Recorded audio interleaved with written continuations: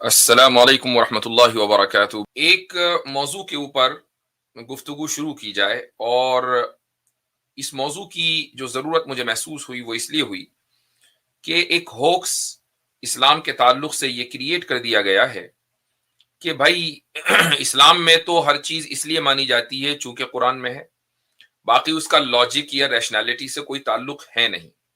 हालांकि हमारी जो स्ट्रीम्स 2 साल या उससे भी जायद अरसे से जो लोग देख रहे हैं वो अच्छी तरह जानते हैं कि अल्हम्दुलिल्लाह सुम्मा अल्हम्दुलिल्लाह कोई मसला ऐसा नहीं है कि जिसको हमने लॉजिकल ग्राउंड पर या रैशनल ग्राउंड पर साबित ना किया हो। लेकिन ये एक कम पढ़े लिखे लोग के जो लॉजिक से वाकिफ नहीं है, कल एक साहब से एक स्ट्रीम पर बात हो रही थी तो उन्होंने इसी तरह का दावा किया। तो हमने उनसे पूछा कि आप लॉजिक जानते हैं? तो उन्होंने कहा नहीं। तो भाई फिर जब आप लॉजिक नहीं जानते तो आप किसी आइडियोलॉजी या किसी रिलीजन के इलॉजिकल होने का फैसला कर कैसे सकते हैं? एक आदमी जो अपनी फील्ड का एक्सपर्ट हो वही ये फैसला करेगा कि ये चीज दुरुस्त है या ये चीज गलत है। जो उस फील्ड से वाकिफ ही ना हो तो उसको तो यह हक ही नहीं है कि उस फील्ड के बारे में जबान खोले। लेकिन लॉजिक को कुछ ऐसा समझ लिया कि ये कोई यतीम है कि इसको जो चाहे उठा ले और जो चाहे उसको मार दे। ये ऐसा नहीं है, बल्कि ये जो लॉजिक है जो खुदा ने इंसान की अकल में अकल को सिखलाई है, वो दरअसल इंसानी तहजीब का एक मुश्तरका असासा है। It's a common asset. यानी ऐसा नहीं है कि लॉजिक सिर्फ मुसलमानों के पास है या सिर्फ हिंदुओं के पास है या सिर्फ ईसाइयों और यहूदियों के पास है, बल्कि लॉजिक एक मुश्तरका ह्यूमन सिविलाइजेशनल एसेट है कि जैसे जैसे सिविलाइजेशन तरक्की करती गई वैसे ही लोगों को बहुत सी बातें समझ में आती गई और वो इन चीजों के ऊपर इत्तेफाक करते गए। तो आज मैं इंशाअल्लाह एक ऐसा सिलसिला शुरू कर रहा हूं कि जो जरूरी नहीं है कि हर स्ट्रीम में हो, लेकिन वक्तन फवक्तन में उसको पेश करता रहूंगा। मैं आज आपको शुरू के 10-12 मिनट लॉजिक 101 की क्लास देना चाहूंगा। लॉजिक 101 101 जो है वो दरअसल उन सारे कोर्सेज का कोड वर्ड है जो यूएस में, आमतौर से कनाडा में, नॉर्थ अमेरिका में कॉलेज में बुनियादी तौर पर पढ़ाए जाते हैं। लॉजिक 101 यानी ये वो रूल हैं कि जो बुनियादी तौर पर इंसानों को मालूम होने चाहिए। ये कॉमन सेंसिकल रूल्स हैं, ऐसा नहीं है कि इसके पीछे कोई बहुत गहरी साइंस है लेकिन अगर आपको थोड़ी सी भी अकल है तो आप इन उसूलों को, इन रूल्स को, इन प्रिंसिपल्स को आसानी के साथ समझ भी सकते हैं। हाँ, अगर कोई आदमी पहले से न जानता हो तो ये शिकायत उससे नहीं की जाएगी कि आप क्यों नहीं जानते, ये कॉमन सेंसिकल चीज है। हाँ, लेकिन एक मर्तबा तवज्जो दिलाने के बाद भी अगर आप उसको समझने की कोशिश न करें तो फिर इसको हठधर्मी के अलावा कोई दूसरा नाम नहीं दिया जा सकता। तो रूल्स बहुत सारे हैं, मैं आज सिर्फ 2 रूल्स के ऊपर गुफ्तगू करूंगा। जो पहला जो रूल है वो है no evidence is not the evidence of absence. यानी अगर किसी चीज का एविडेंस आपके पास मौजूद नहीं है तो इसका मतलब ये नहीं है कि वो चीज मौजूद नहीं है। ये पहला जाब्ता है, पहला कायदा है, पहला उसूल है। 2 चीजें होती हैं। पहली चीज होती चीज के मौजूद होने का ना समझना और ना होने का यकीनी इल्म।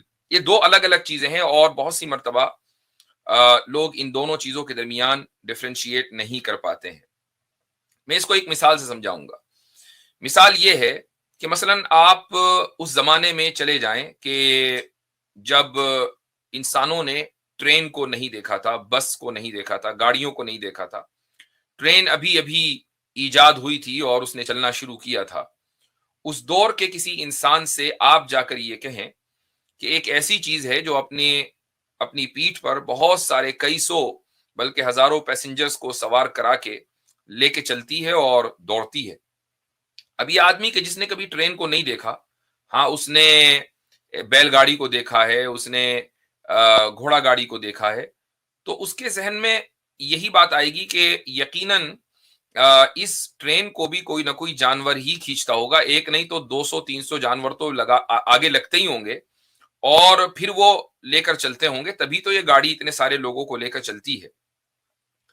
तो क्योंकि उसने उस ट्रेन को खुद से ऑब्जर्व नहीं किया और इस तरह की चीजें देखने की कभी आदत थी नहीं, तो अब اس سے آپ یہ نتیجہ نہیں نکال سکتے کہ جو وہ کہہ رہا ہے وہ صحیح کہہ رہا ہے کہ نہیں. ایسی کوئی چیز نہیں ہو سکتی کہ جس کو جانور کے علاوہ جو جانور کے کھینچے بغیر خود سے چل سکے, فیول سے چل سکے, ایسی چیز نہیں ہو سکتی. اگر وہ آدمی آپ سے یہ کہے تو آپ اس کو تسلیم نہیں کریں گے.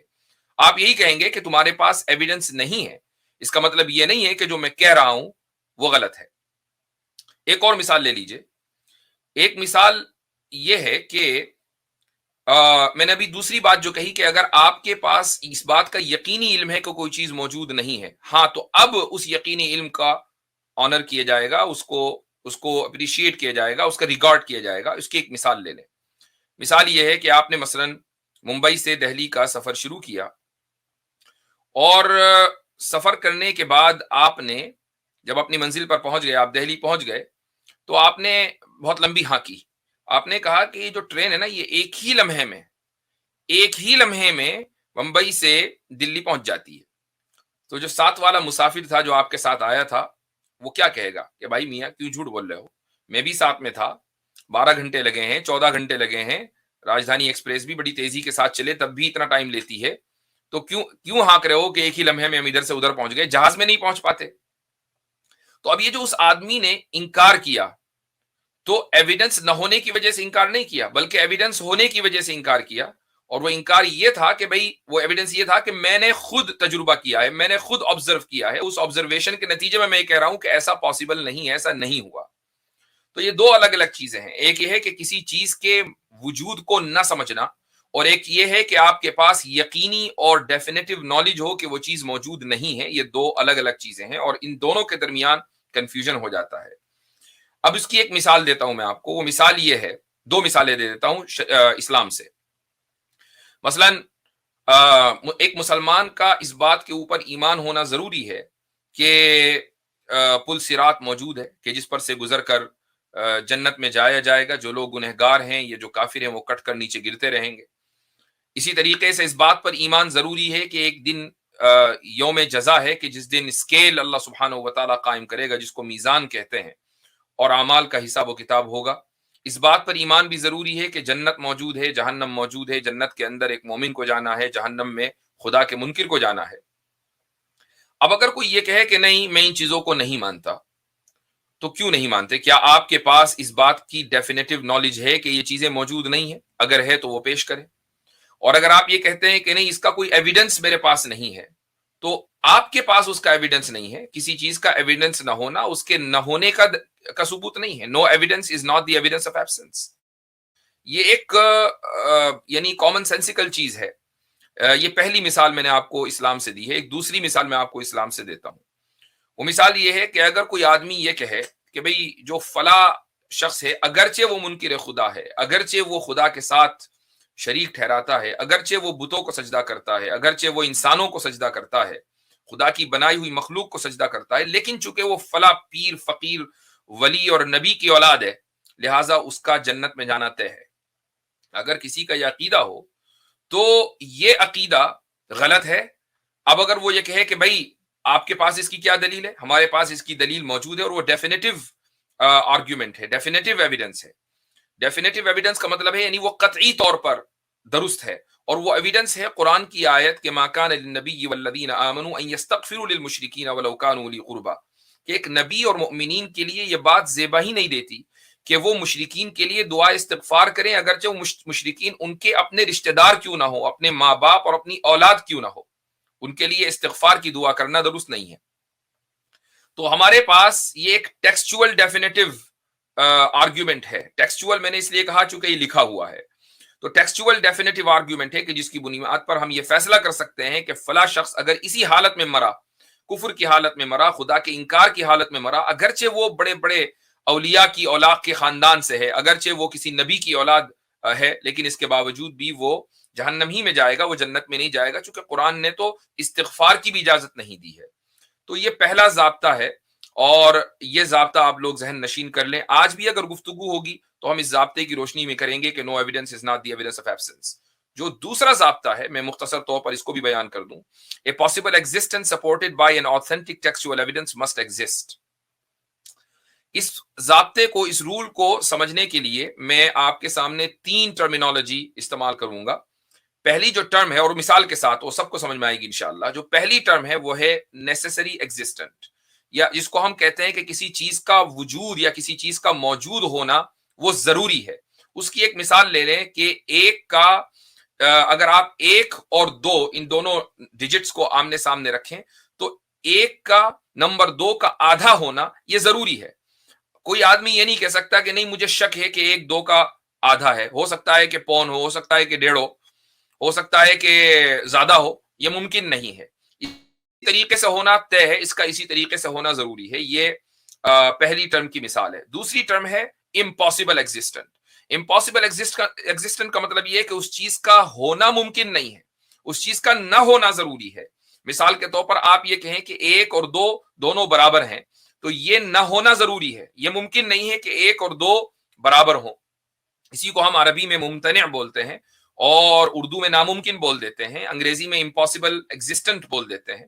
اور تیسری چیز ہے پاسبل ایگزسٹنٹ۔ پاسبل ایگزسٹنٹ کا مطلب یہ ہے کہ کسی چیز کا ہونا اور نہ ہونا برابر ہے، لیکن وہ کسی یعنی ان دونوں یہ جو برابر کے اسکیلز ہیں، ان میں جب ایک اسکیل پر وزن پڑا تو وہ چیز ہیوی ہو گئی۔ مثال کے طور پر آپ ایک اسکیل لیں، ترازو لیں، اور ترازو کے دونوں پلڑے برابر ہوں، لیکن کسی ایک پلڑے کے جھکنے کے لیے اس کے اوپر وزن پڑنا ضروری ہے، تو یہ وزن دلیل کا بھی ہو سکتا ہے۔ یہ میں ایک مثال دے رہا ہوں۔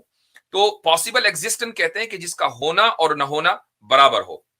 لہٰذا اگر کوئی ایسی چیز ہے اور اس کے ہونے یا نہ ہونے کی کوئی آتھینٹک ٹیکسچوئل ایویڈنس دلیل ہمارے پاس ہے، دیکھیں یہ یاد رکھیے گا کہ آتھینٹک ہونی چاہیے اور وہ ٹیکسچوئل ہو سکتی ہے، وہ اگر ہمارے پاس ہے تو ہم اسی چیز کا اس کے ہونے کا یقین کریں گے، اور اگر اس کے خلاف دلیل ہے تو اس کے نہ ہونے کا یقین کریں گے۔ میں اس کی ایک مثال، دو مثال دے دیتا ہوں آپ کو۔ مثال وہی جنت اور جہنم ہے۔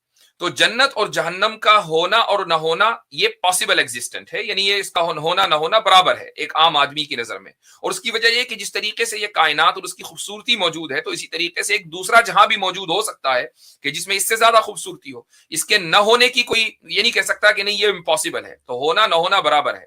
لیکن جب ہم نے دیکھا کہ ایک آتھینٹک ٹیکسچوئل ایویڈنس موجود ہے اور وہ آتھینٹسٹی اس کی پروون ہے، اور وہ یہ ثابت کر رہا ہے ٹیکسچوئل ایویڈنس کہ جنت موجود ہے، جہنم موجود ہے، تو اب اس کے ہونے کا یقین کرنا ضروری ہے۔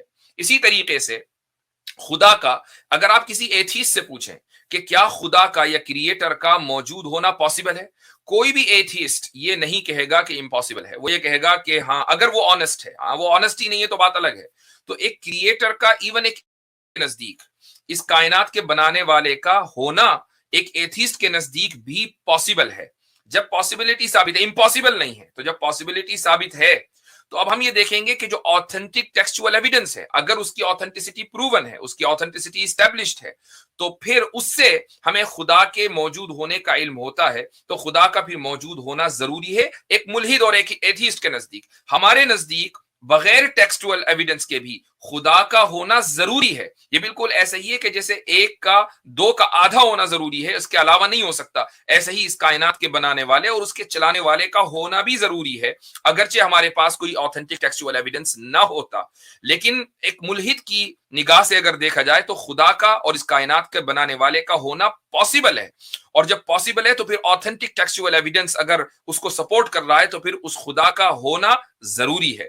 یہ دو آپ کے سامنے جو ہیں وہ قاعدے اور ضابطے میں نے رکھ دیے مثالوں کے ساتھ، اور مجھے امید ہے کہ یہ چیز آپ کو سمجھ میں آ گئی ہوگی۔ انشاءاللہ آگے جیسے ہم چلیں گے تو اس کے علاوہ اور بھی جو رولز ہیں میں پیش کرتا رہوں گا، اور میں آپ کو اس کا ریفرنس بھی بتا دوں تاکہ سب کے سامنے اگر آپ اس کو مزید مطالعہ کرنا چاہیں۔